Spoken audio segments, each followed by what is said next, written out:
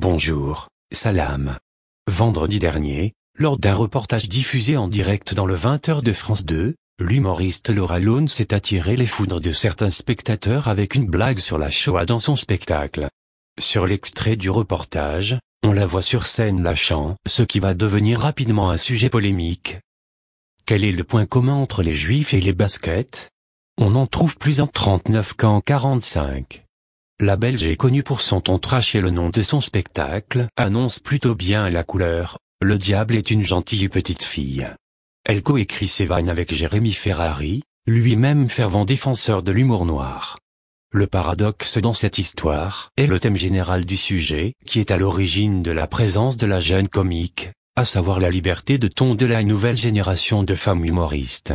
Sur la vidéo, on voit clairement que son public rit et apprécie chacune de ses blagues. Ce n'est pas le cas de tous les internautes. France Télévisions a alors reçu un nombre important de messages sur les réseaux sociaux, témoignant d'un certain mécontentement surtout dans le contexte du licenciement de Tex et sa blague sur les violences conjugales. En chef de file on note l'avocat et président de l'association France-Israël, Gilles William Goldnadel. Elle est bien loin à l'époque où Coluche s'exprimait librement sur les juifs, l'humour et l'humour juif. Source: Alnas. Que Dieu nous protège contre le diable. À bientôt avec Azzedine Abed. Assalamu alaikum mes frères et sœurs. Dans un petit théâtre de Paris, voici la transformation d'un ange en démon. Dans quelques minutes, Laura Lone entrera en scène avec ce franc-parler qui fait son succès. À 31 ans, la jeune Belge au physique d'ingénu assume son humour quasiment sans filtre. Petit florilège de la jeune blonde sans limite. Est-ce que si j'utilise un vibromasseur pendant ma grossesse, mon bébé va être flou à la naissance? Alors, quel est le point commun entre les juifs et les baskets? On en trouve plus en 39 qu'en 45. Il n'y a jamais de volonté d'être trash pour être trash en fait.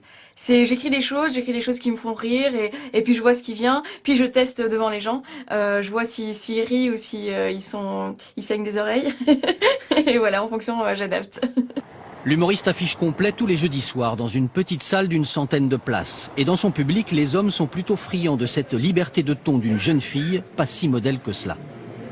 On peut rire de tout, pas avec tout le monde, donc faut faire attention bien évidemment, mais je pense que ceux qui viennent ici viennent de tout horizon et en fait comprennent exactement ce qu'elle veut dire. C'est de l'humour noir, c'est trash, finalement en fait elle évoque des sujets en fait qu'on n'ose pas rire, donc franchement c'est super intéressant et super rigolo.